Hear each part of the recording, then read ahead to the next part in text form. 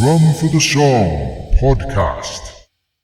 Hello, everybody. This is Drum for the Song podcast. I am your host, Dane Campbell, and I've got an extra special guest today. It's Mr. Charlie Benante, who is the drummer in Anthrax. And yay! It's a pretty big deal for my podcast, man. So I really appreciate you taking the time to come on.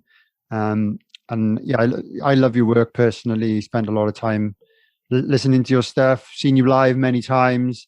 The first time was when you were supporting Motorhead back in the day.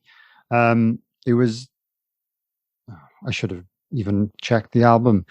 The first album,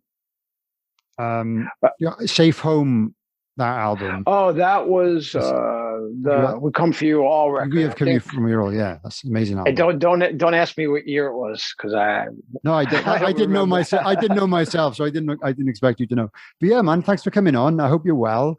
Yeah, man. So yeah, we talk about drums a lot, but we're not going to talk about drums for too long. But how did your initial drum journey begin, and who were your biggest influences at the very start?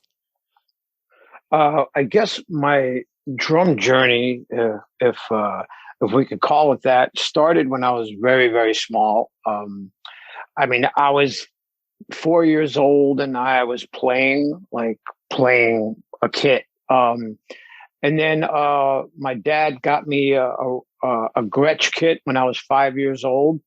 He bought it from the family that lived across the way from us. They had 3 girls, and they had a little band that they would play at like churches and things like that, little functions. And the oldest daughter, who was the drummer, was going away to college, so the band broke up.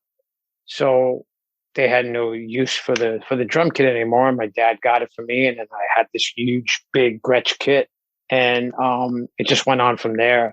I mean, my first exposure to like visually seeing a band would probably be the Beatles, and mimicking that. And then my sisters would play music around the house, so I would just absorb all that stuff and, play the music that I heard.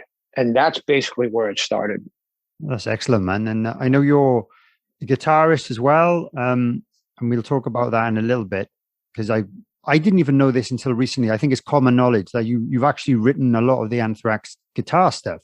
I was blown away when I first found that out, and it's very impressive. So I think that's quite a unique story in this world of drummers, when obviously everyone knows you as a drummer, but right. And you've got, very well established guitar players in the band, but yet you're writing a lot of, or most of the parts. I don't know, maybe we can talk about that later on, but yeah, I think that's really impressive. So very cool. Well, I mean, how it happened was I couldn't really convey what I was hearing in my head through drumming to someone else. So I had to teach myself how to play another instrument, which turned out to be guitar, because it came very natural to me. It was easy. And that's how I would do it. I would just put tons of riffs on tapes, and then just later on listen back and compile them and just make a song out of them, and then bring it to the band. And that's how it happened. And basically it was after our first album, when we lost our singer, and we went in to start writing, which would be the Spreading the Disease record, our second album. And Scott basically took over a lot of the lyrics. So That was his department. So I stepped up and took over the main musical, side of things. And that's how it was. And that's how it is. That's so cool, man. That's so cool. And it's great that you're still doing that to this day. So you're talking about the early days of Anthrax. What were you in any bands before Anthrax? Like gigging and stuff? Yeah. I was in cover bands. Like when I was 15 years old, I was playing like kind of bars and stuff around the area. And I think that's where sometimes people call me the jukebox, because I'll be sitting in the dressing room just playing all different songs. And I think it was because of prior bands where I would have to learn, a huge repertoire of songs. I mean, I'm talking everything from like the Cars to the Police to Cheap Trick to like UK to Yes. I mean, it was just, we just ran it all down, and I would do like 4 sets a night. So I would start at like 9 o'clock and then end up like two in the morning. But Wow. it was fun, and I didn't care. I was 15, 16 years old playing, Well, exactly. It's a dream when you're that kind of age. It's much cooler than doing homework. So, well, yeah. I mean, that's basically that's exactly how it is. It's like during the day you'd be like Peter Parker, and then at night you'd be Spider-Man type of thing. Yeah, man, that's a great comparison. That's cool. So, I guess, yeah, you were playing all covers, and then I guess when you formed Anthrax, like it was kind of before I was born. So I've gone back to kind of work out the thrash movement, how you were a big part of that. So were there anyone in particular, or any particular drummers or any particular bands that influenced the style of your drumming and I guess the music that you were playing at the time? Yes, absolutely. And I often say this, that the music that was coming out of England was the music that I was more attracted to. I would in New York, I lived in one of the boroughs. I lived in the Bronx, so there was Bronx, Queens, Brooklyn, Staten, and then Manhattan. So I would go down to Manhattan to certain record stores to get the papers that were coming out of England, like Sounds, NME, things like that, and find out what Motorhead were doing, Iron Maiden, all that stuff. So the drummers that I was getting into back then were like Phil from Motorhead. Filthy just had this style that he just looked like he was attacking the drums, and he was doing this with 2 kick drums, and it just sounded so amazing to me, and I just had to learn how to do it. Simon Phillips was another drummer that I looked up to. I thought he was awesome on those Judas Priest records. The drummer back in the day for Saxon, Pete Gill, was it? Pete Gill, yes, because he was in Motorhead for a while as well. I don't know if you knew that, but he was. Yeah, yes. Did a couple of albums. I actually saw them with Pete Gill. Oh wow. But like the first time I saw Motorhead was with the classic lineup with Eddie and Phil, and I believe it was their last show. Oh wow. In America, and they also opened up for Ozzy about a year or two prior to that on the Ace of Spades tour. So, getting back to your question, yes, the drummers that I was looking up to were most of those guys from England, and some of them from America, like Alex Van Halen, Terry Bozzio, Steve Smith. So just tried to incorporate a little bit of what they did into what I was doing. And that's basically how a lot of that fast speed metal or thrash metal drumming came about. Yeah, great. Yeah, that totally makes sense. And I can understand being around those bands at the time. It must have been a massive impact, because that was kind of a new style as well, I guess. And then I guess it all formed. I guess a lot of the other guys in the other bands were influenced by the same stuff, which created that kind of movement that we call thrash. But yeah, I think it's pretty cool, man. And one thing I found out about that, you claim to have invented the blast beat. So, well, I have to clarify this. I didn't say I invented it, but it was the first time that it appeared on a record, was on the S.O.D. record. And other people have said that, yes, of course, it's the first time it appeared on a record.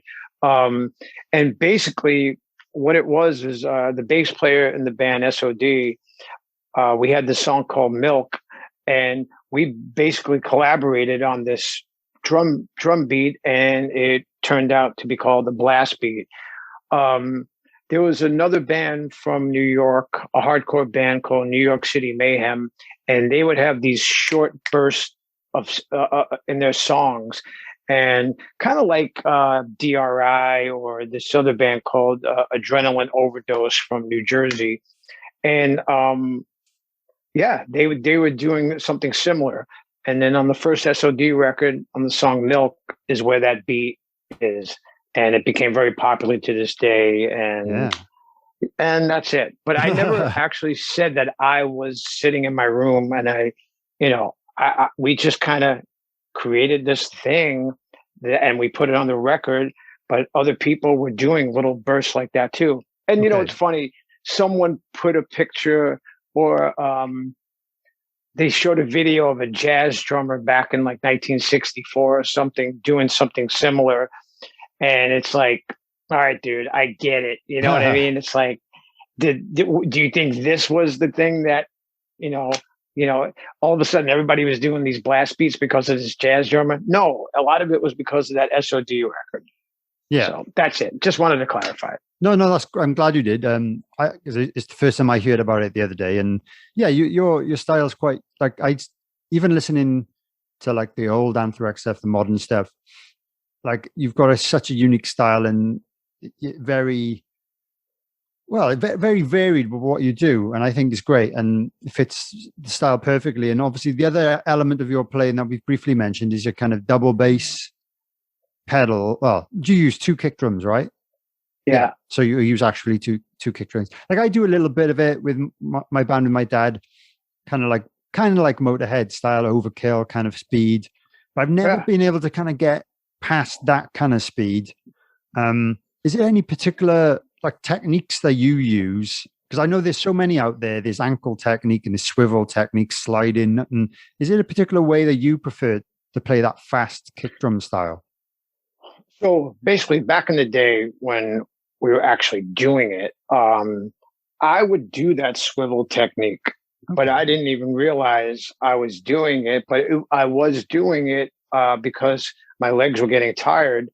And basically, you have to come up with other forms because sometimes you're up there and you're running out of gas, or some nights your legs just aren't what they were the night before. So you need to come up with different variations of achieving the same type of sound or beat that you're trying to do. So I would do that a lot. But back in the day, I used to play these Campbell pedals, which were really fast. But the problem with them is they didn't have a bass on the bottom. So if you're like flying on them, they would kind of like disengage and then boom, they'd come loose and then you'd be screwed. So what I would have to do is tape it to the bottom so that that piece would stay. I know you mean the 2 kind of bendy metal kind of pieces. Connecting. Yeah, I know what you mean. They just kind of clamp inside a little hole. I know what you mean. Exactly. Yeah. And if you're playing at really high speeds, sometimes they would come out and ruin your whole thing. Yeah, totally. But nowadays I use different pedals. I have these Speed Cobras, which are more of a long board, which at first it was really difficult for me to get used to. And then Tama also sent me some newer pedals, and I've been playing with those, and I've been doing this different technique where I'm flying on those. So I can't wait to get it out there and kind of use them with the band and just see what the possibilities are. Yeah. By any chance, are they the Dynasync pedals? They're the one, because they look really interesting with the direct drive. Is it? So there's no chain. Correct. Right? It's a direct drive, and there actually is there is no chain on it. I'm looking at them right now. Yeah. So that's supposedly meant to be like a faster reaction to your foot. Yeah. So I've never tried those, and I've always been thinking maybe that's my answer to kind of build up a little bit of speed, but it's obviously my technique, big style. But I was trying to do this technique with my other pedals, the chain drive, and it just wasn't happening. And then I called up my friend Derek Roddy, and he was we were going back and forth with stuff, and he said with those direct drives you have to change the beater position and certain other positioning, and then it'll come to you. And sure enough, it did. He was absolutely right. That's awesome. So you've got to, I guess, adjust to the kind of style of pedal you're playing, and then master it, spend the time mastering it, and then hopefully. Yeah. For instance, on a chain drive, I would have my pedal way back, my beater way back. And it's actually a few years ago, I started wearing like these long kind of soccer socks that would come up all the way to my thigh, because I would finish a show and I'd be like sitting down backstage and my legs would be bleeding because the wooden beater would be hitting my shin so hard, but I didn't even feel it because, the adrenaline's going. And then I'm like, what the hell? Yeah, and sure enough, I wear these long socks now and it totally protects it. That's man. So you'd rather keep the beat at that position and put up with the pain. No, but I know what you mean. Yeah. Right. No pain, no gain. Yeah, that's true. Yeah. Is it painful? Yeah. Drumming it can be very painful. I've had injuries, and I believe you had like a carpal tunnel injury at one point. Oh yeah. Which it sounds like really, really serious. I was wondering, because for me, like warming up is a big thing that I've learned over the years from years of not doing it. Prior to that injury, were you a big warm up guy, or not so much maybe? Okay, so I would definitely say that the discipline for warming up that I had was about 65%. Like I would always try to warm up, but I could never calm down enough to sit there and warm up for 45 minutes. So I would have to go in a completely separate room from everybody else because I was always engaging in what was going on, and I couldn't stop that to just donate the time to warm up. So I would have to go into another room or a corner of the room and just kind of zone out. It's the only way I could do it, and play to some music, Yeah. But sometimes the problem is if your first song is like a smoker, like when you're hitting it really hard, it's the first song that you're playing, you have to be warmed up, because I find that if I go out there cold, man, it just doesn't come across for me as a drummer.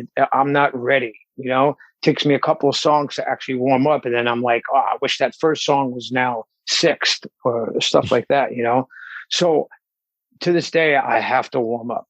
I just have to. Yeah.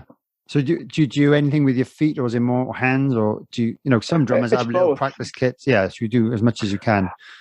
I have a rolling kit that we set up backstage, and I'll just put my headphones on and I'll just zone out and just practice rudiments, and I'll practice the first song because I want to hit it like as best as I possibly could. Yeah. But it's so difficult sometimes because if let's say you're playing a festival and the weather is not too kind, and it's a little chilly out there, it's hard for me to get warmed up.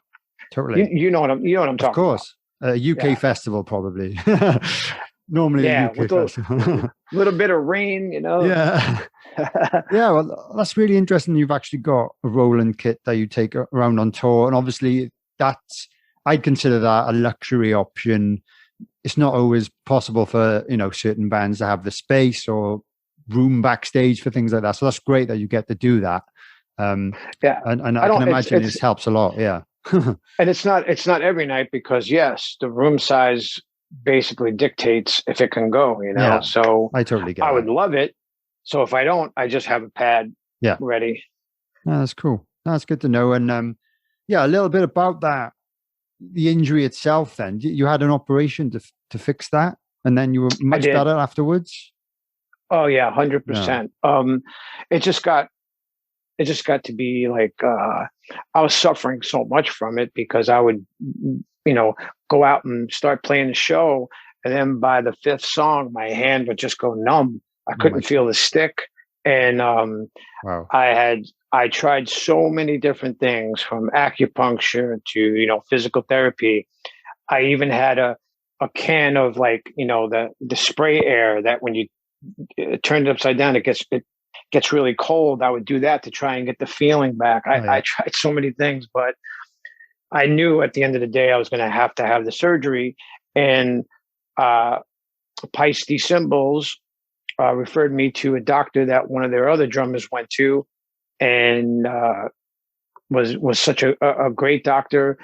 talked me through the whole thing, and my recovery was quick. And to this day, it's like awesome. Amazing. That's so cool to hear, and it's good to know that there are options, I guess, if it happens to any other drummers in the future, or any drummers that might be struggling with it now.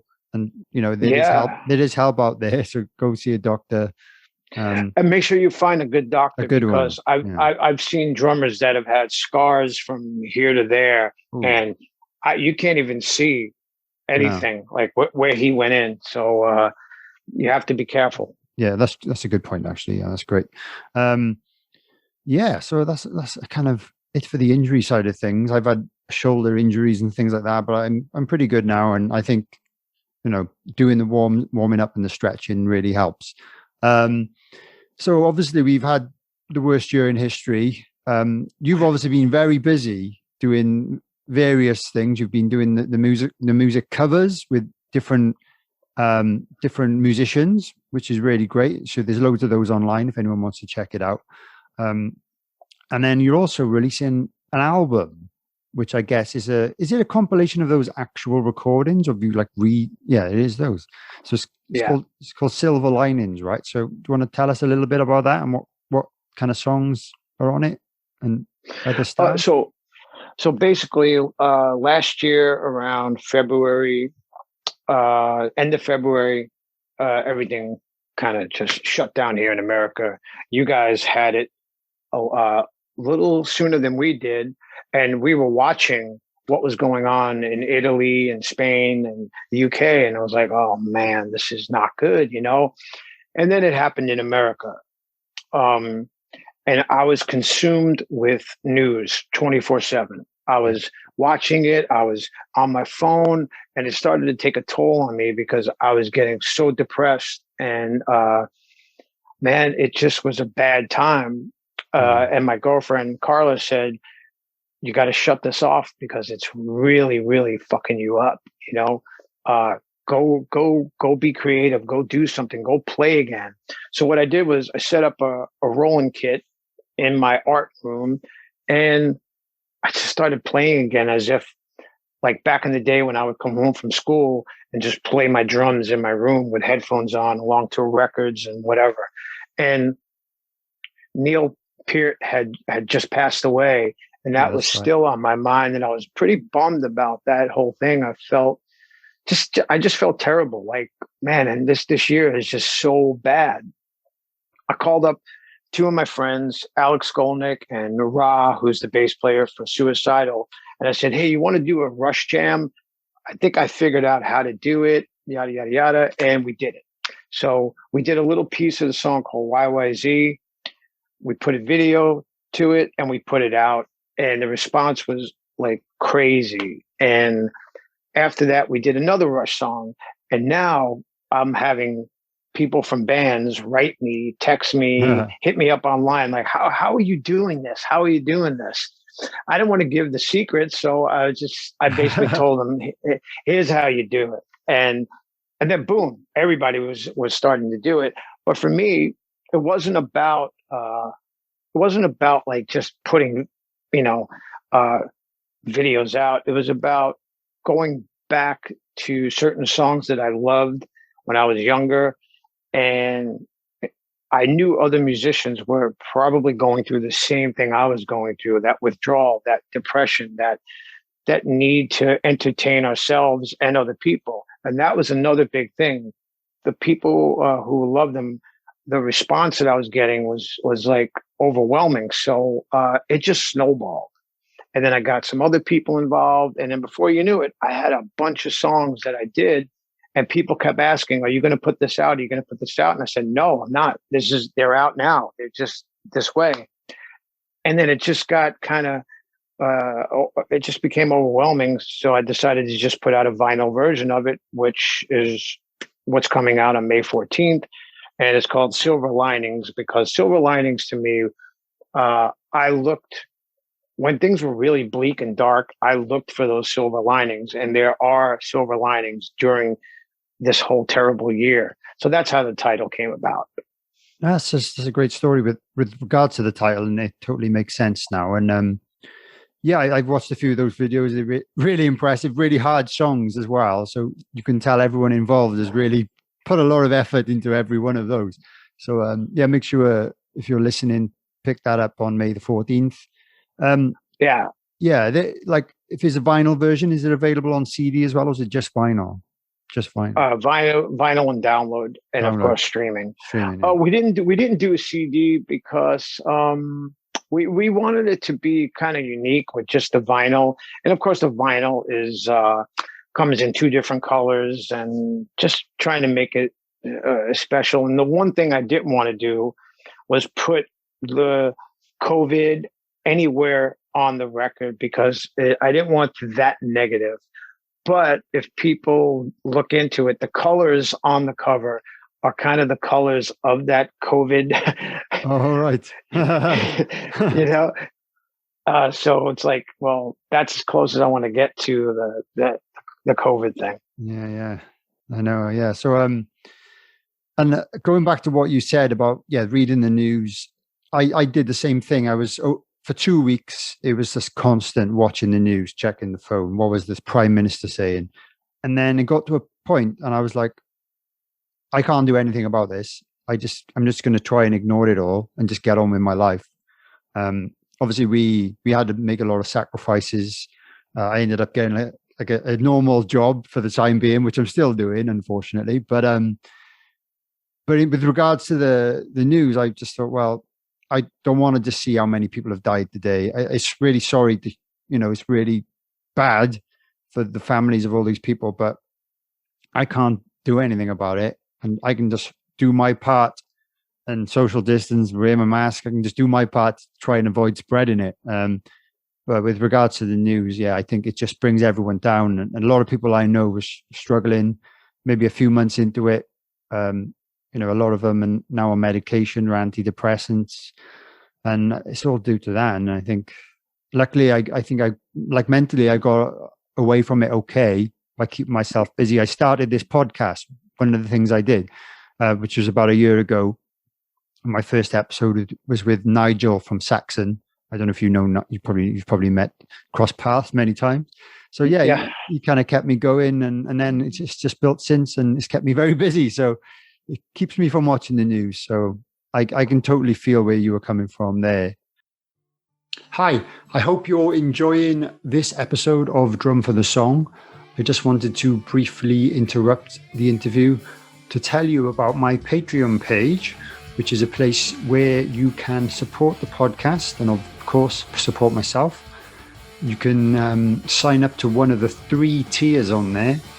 There's one that's £3 a month, one that is £5 a month, and one that is £10 a month.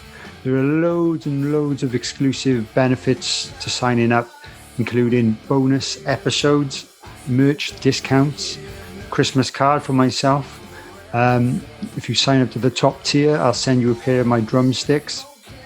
Loads of other stuff. So go check it out. It's patreon.com/drum for the song. And another way you could support me if you're interested, if you're not bothered about the Patreon thing, if you go to my official website, drumforthesong.com, you can send a donation via PayPal. So, thanks for watching this and enjoy the rest of the show.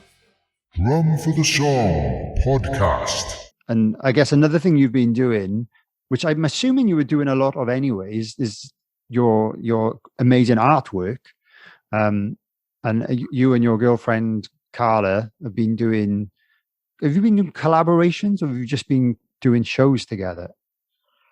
Well, we did some collaborations, but during the whole year of COVID, in between doing the music and the video stuff, I was also busy doing a lot of artwork that she once again pushed me to do. Right. Because for me, art was something that was kind of, it was kind of personal, and I didn't really want to put it all out there because there's a bit of a fear involved. And I always said maybe that's why I'm a drummer and not a guitar player, because I like the security of those things surrounding me. Totally. But I think that the art aspect of it, I was always I feared that. So I kind of broke out of that and created a bunch of art. And we did a show. We did an art show, and it was very successful. And it broke, it broke that fear in me. So, but I mean, I've always done the artwork for the band throughout the years, whether it be the album covers, designing them or doing them, or T-shirt merchandise. I've always been the one who's always been that guy to do the art directing in the band. So that is one aspect of it that I completely love. And I'll continue to do it to this day. Oh, that's so cool, man. And I noticed that you can buy prints from your website if anyone's interested in taking a look. Is that correct? Yeah. So yeah. Some of them are like I put them on this really nice paper, and they're all numbered and stuff. And then of course you can get the actual ones in the frame. But we're thinking about doing another show either in New York or LA, like in the next couple of months. Oh, wow. So yeah, anyone who's into that. Well, everyone likes art, so and anyone can appreciate it. So, and I think it's really cool. Some of the styles I saw, like there's one in particular with like the naked cartoon characters. I thought that was like, that's pretty cool.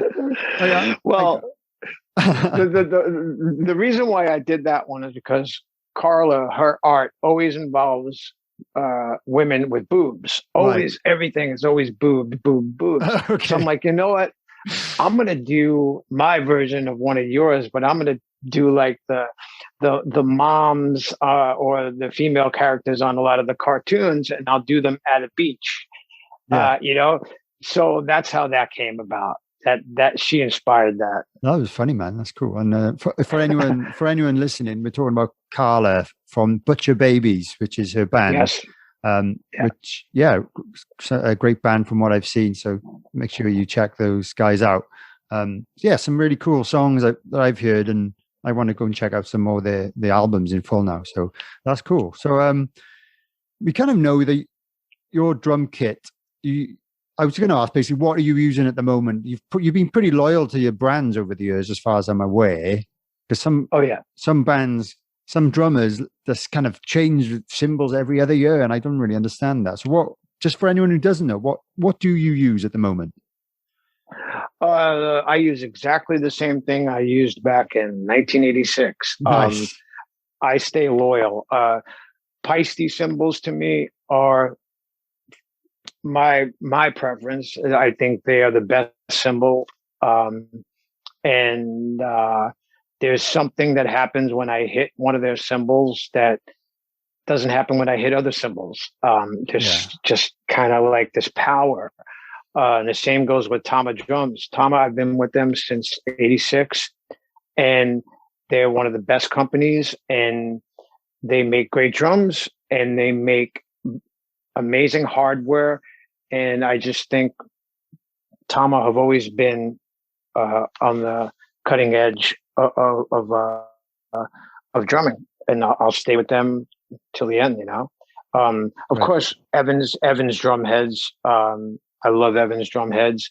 A quick story about Evans drum heads. We were going into the studio, and we set up the kit where the studio said was the sweet spot. Here's where all the drummers are always record, because this is the best sound that they get.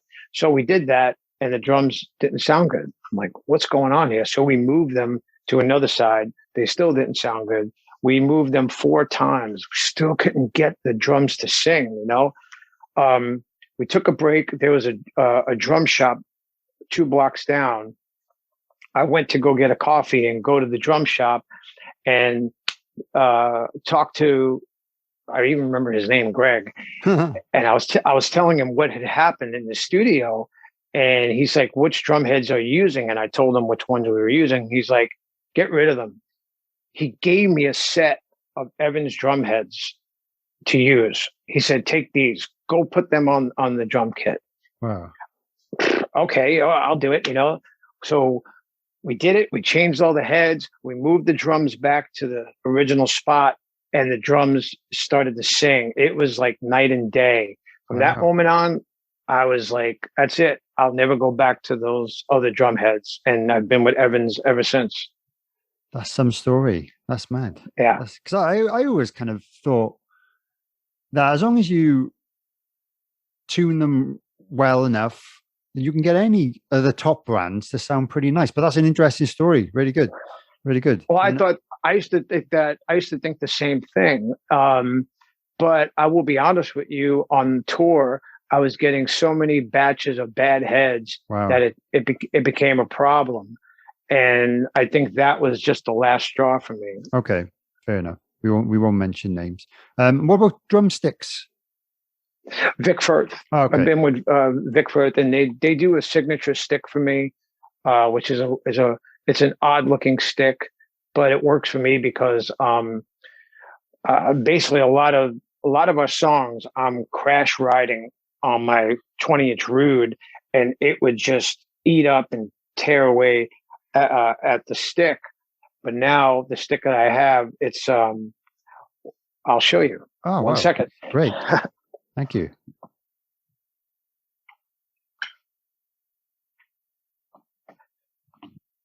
And we're back. Yeah. So you can see. Yeah. Oh, wow. See, I could just crash all night with this, and it never dwindles down. And of course, they have the grip, which, dude, it saves the day for me, because so many times drumsticks would just fly out of my hand, you know. But this stick, it's very metal. So you hit the edge of the cymbal with the thicker part, which is why it would last a lot longer than otherwise. Yeah, no, I get it. I do a lot of crashing as well, crash riding. So I love that sound. I love that early Ringo sound of just crash riding. You know, totally. Alex Van Halen does that too a lot. Yeah. I very rarely use my ride like a ride. I've always either crashed my ride or ride it on a crash. I don't really do much else, but I guess that's just part of this. I like to fill. I feel like I'm filling the sound more than, I don't know. Yeah, just power. Exactly. It's like I always considered it like a really huge hi-hat.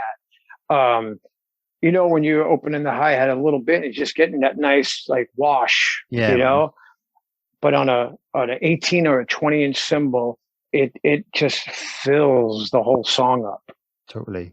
No, I totally know that. And your cymbals always sound great. And I use Paiste myself, and I totally agree that nothing. Well, I don't think anything comes close personally, and I just like the consistency of them, which I assume you're familiar with doing all the touring that you've done. When you get a replacement for something that, you know, maybe it has broken or a new tour, it'll sound exactly the same as the one you had before, which I don't think is true. Wow.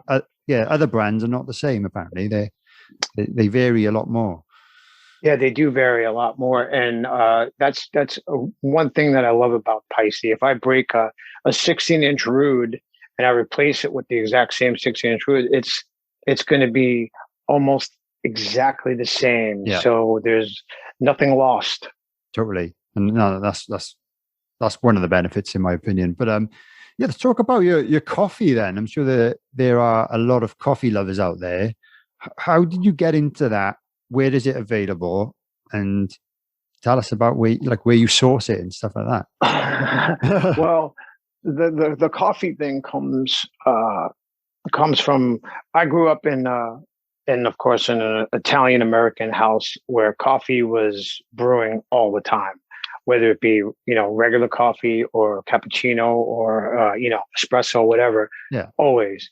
And about 15 years ago, or maybe more, I was interested in doing some coffee, and Dave Mustaine actually hit me up about doing something with coffee, and we did it.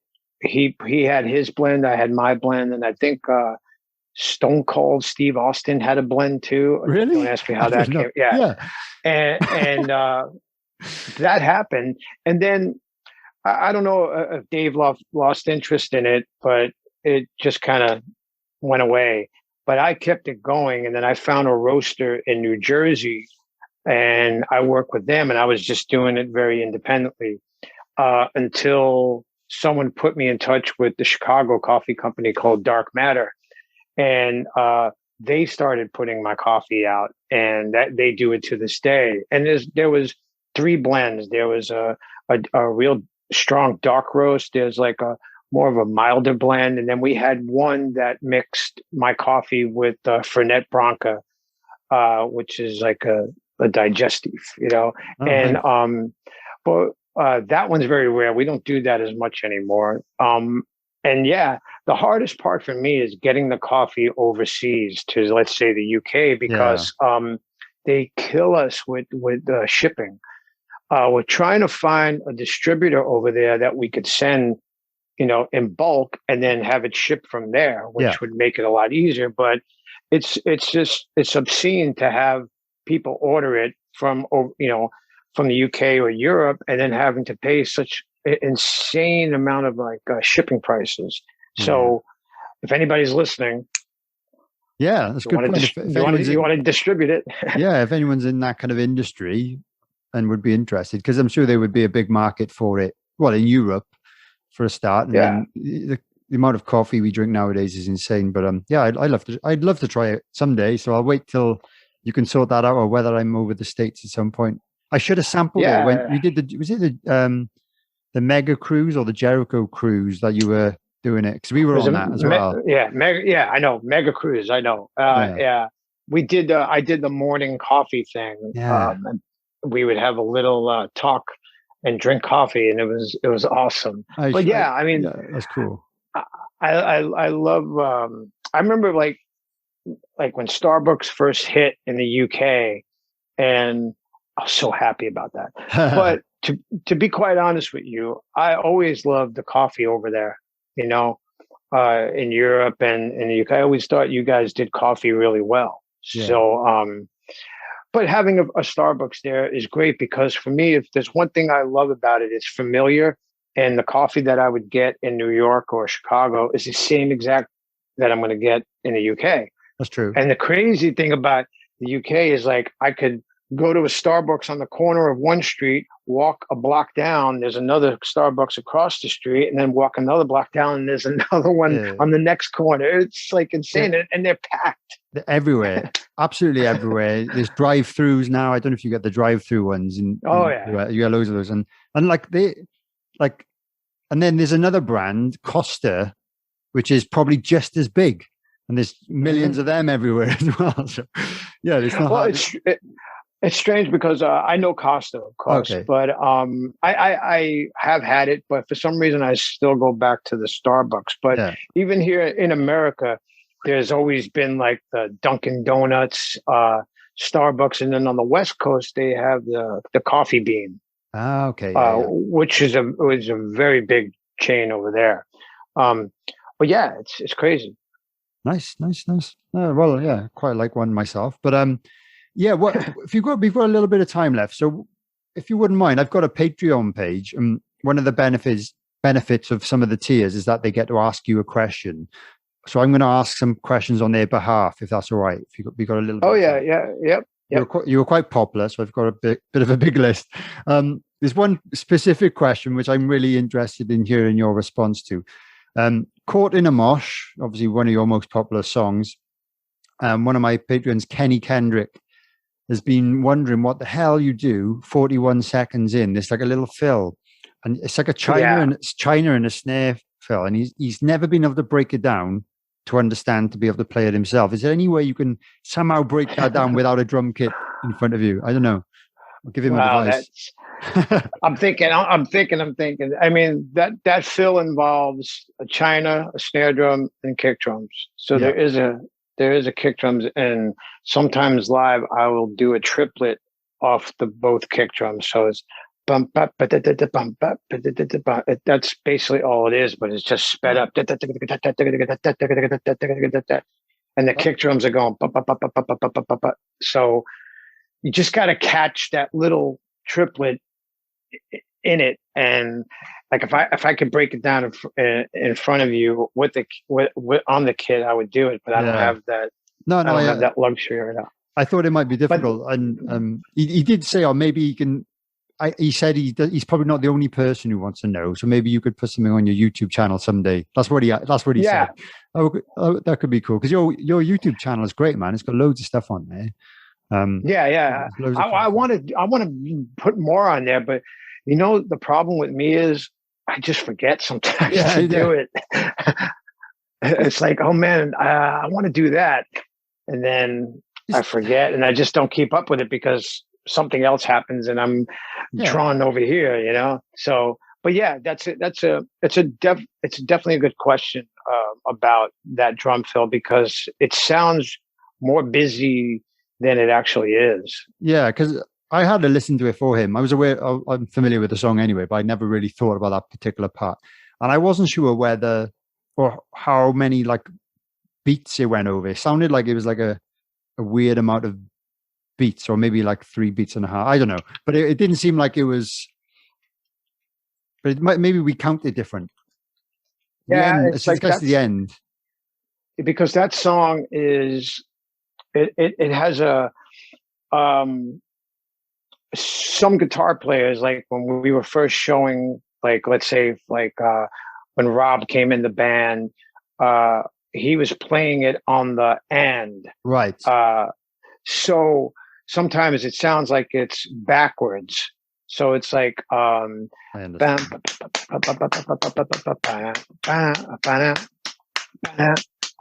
see what you mean. Yeah.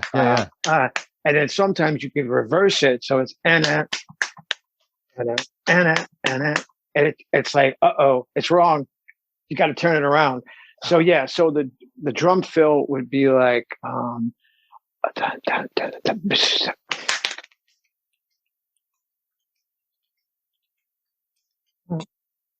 know what I mean? Nice. Yeah, that's cool. I think that'll be really helpful for him, I'm sure, to work out if he slows that down. Yeah. That's great, man. Thanks so much. That's the best answer I could have hoped for. But I will do, like, maybe I will do a little thing on the YouTube channel with that.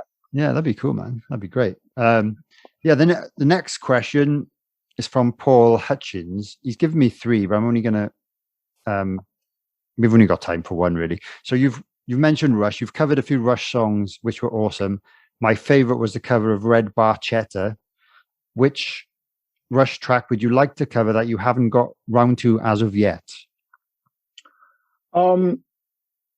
We just did Subdivisions, which was always one that I really wanted to do because it's one of my favorite Rush songs, and like Neil's performance in that song is just top notch. Every fill is so memorable to me, and his sound on that song too always gives me goosebumps. But it's those 3 fills at the end of the song that just always make me so happy. You know, the way he ends it, and he was just the best. So I was happy we did Subdivisions, and that may be the last one that we do. And all the Rush songs, actually, they don't appear on Silver Linings because they will appear on a Record Store Day release, an EP, a Rush EP. Oh, amazing. Which I'm really happy about. And so, yeah, well, thanks for that question. No, that's cool. Cool. This one's from Dean Monahan, who's actually in the States. He's asking, I guess he's asking about your experience of touring the States. Are there certain areas of the States that are more up for rock than other areas, i.e. the Northeast, the Southwest coasts, etc.? I find that the Midwest is always hungry. The West Coast too. You know, sometimes we go down the South and it's kind of hit or miss because it's a lot of it has I don't know, a country vibe to it, you know, and that type of music does really well down there. Mm-hmm. But, you know, sometimes we'll play a festival in Nashville, or we'll play a festival in Florida, and it's fucking awesome, you know. But it's strange to me how shows like that, like a big festival, will bring out people like that. Like I always say, they come out of the woodwork. But when you're on tour, like you don't get as many as you would as the festivals do. It's always strange to me. It's like, well, if you love the music so much, why wouldn't you come to as much as you possibly could get, Yeah, I find that's strange as well. And I think I can understand there must be such a variation in the US, because even in the UK, like we play in London and maybe everyone's not up for it as much, but then we go up to Scotland and everyone's going crazy. As you guys know, because you released the live album in the Kings of Scotland, is that what it's called? Yeah. And yeah, in Glasgow, and the Glaswegians are absolutely crazy. So, and I guess we're a really small country. I live in Wales. Wales crowds are pretty good, I must say. But north of England, north of England and Scotland just seem to take it up to another level. Well, it's funny because we always found that when we would come and play a string of shows in the UK, Newcastle was always nuts. Yeah, you know what I mean? Totally. And then you get to Birmingham, nuts. London is always amazing, but they are a bit reserved too. Yeah, that's what I meant, I think. As in, there'd always be a lot of people there and I guess singing and stuff, but more kind of calm. Yeah, exactly. So I never understood that, but it's the same thing with New York, Cool people. You get so much coming through. Yeah, you get so much coming through that it's kind of, I guess, okay, who's this? What's next? I guess, part of it is that it's not a luxury, I suppose, because they have bands playing all the time, every night. So I guess it's the places like Newcastle, which don't get many big bands coming through, that I guess in a weird corner of the country that they really appreciate it when you do. So that makes total sense. Obviously Anthrax hasn't played live for a while, but I've got another question from Jari from Finland. How does your set differ from the State of Euphoria times? I guess. Well, we have a lot more songs since then. Yeah, totally. But so I've been working on these re-releases or reissues throughout the years, and it's really helped me to go back to those records and kind of embrace them, because sometimes when you put a record out, you're just so done with it that you don't want to hear it as much as you've been hearing it. Yeah. Because then you have to go out and play certain songs from the record over and over again. So I'd always give the album State of Euphoria a bit of a hard time, because I always felt it was kind of rushed and stuff. But when I went back to do the reissue of it, I spent so much time with it that I found a newfound love for it, and really enjoyed that record.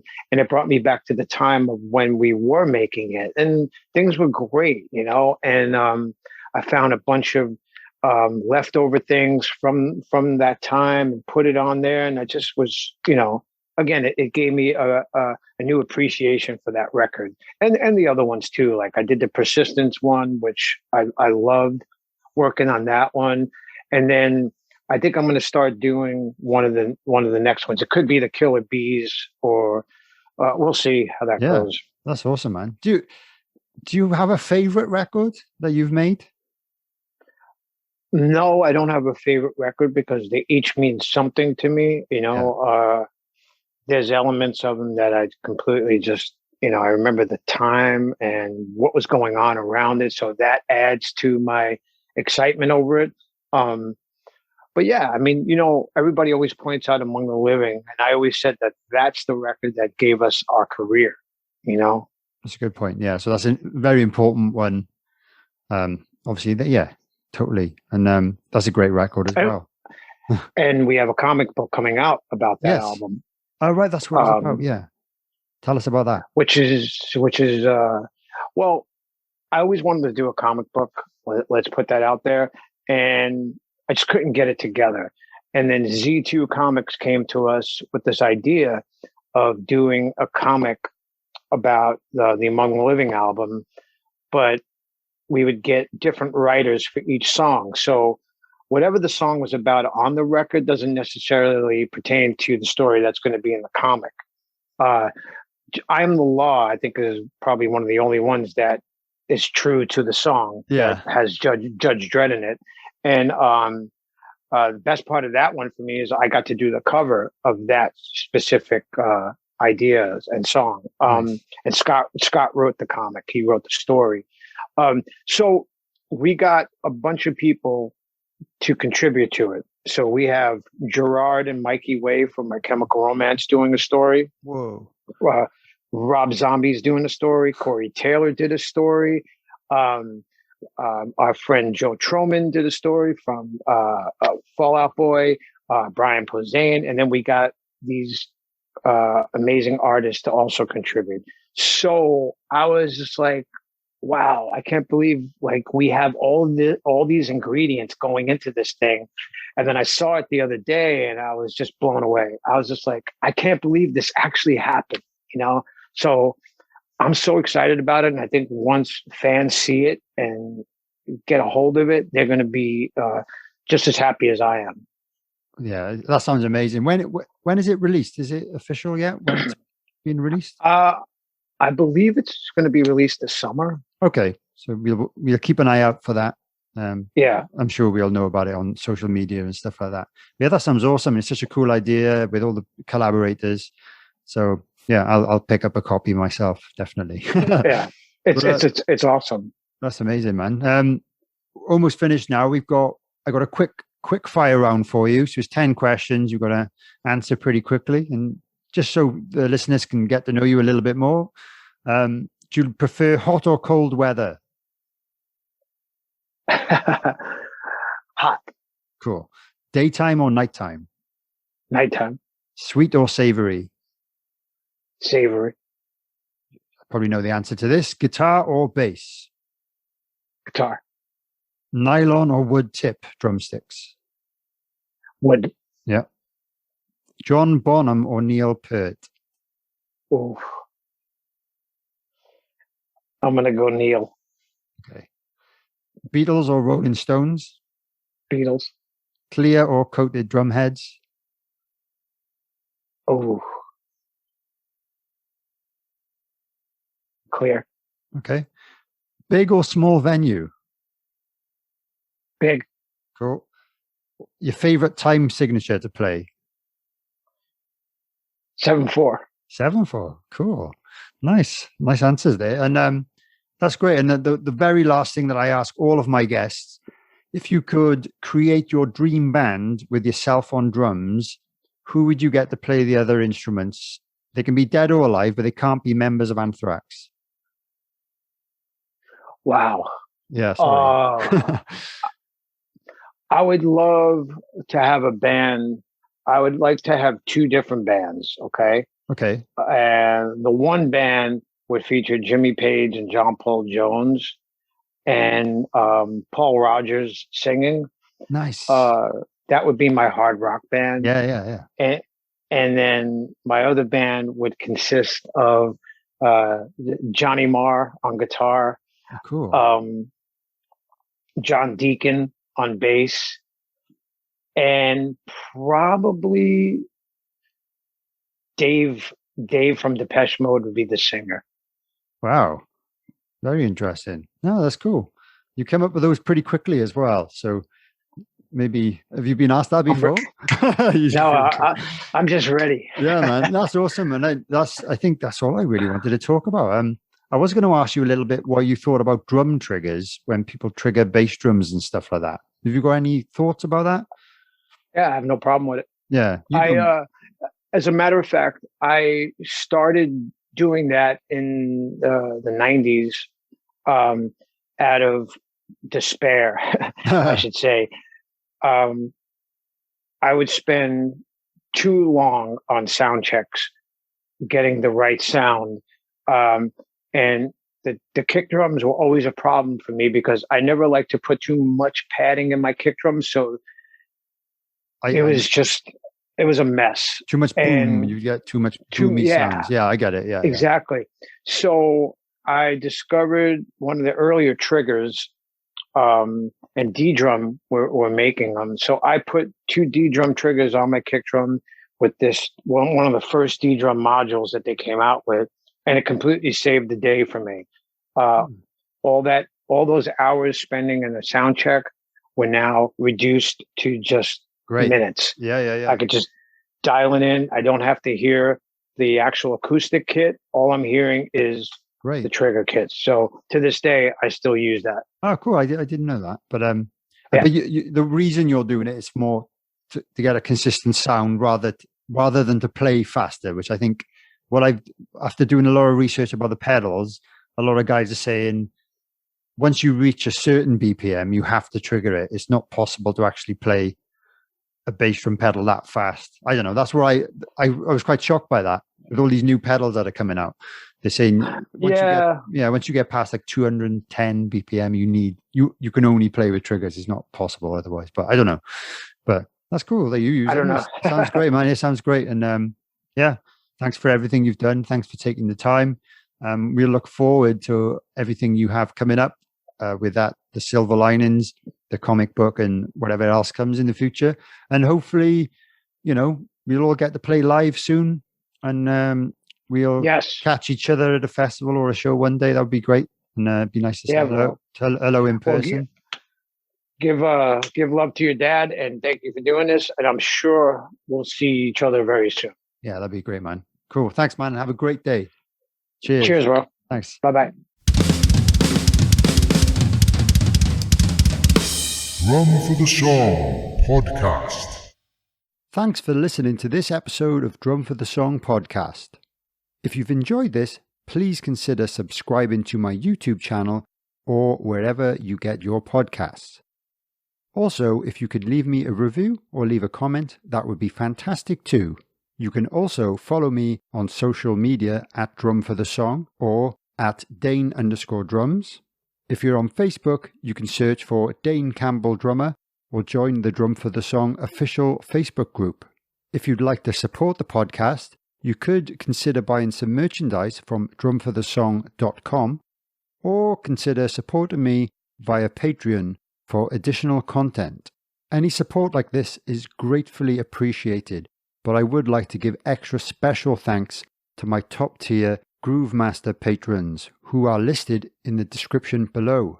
Thanks so much for listening or watching this far, and if you're a drummer, don't forget to drum for the song.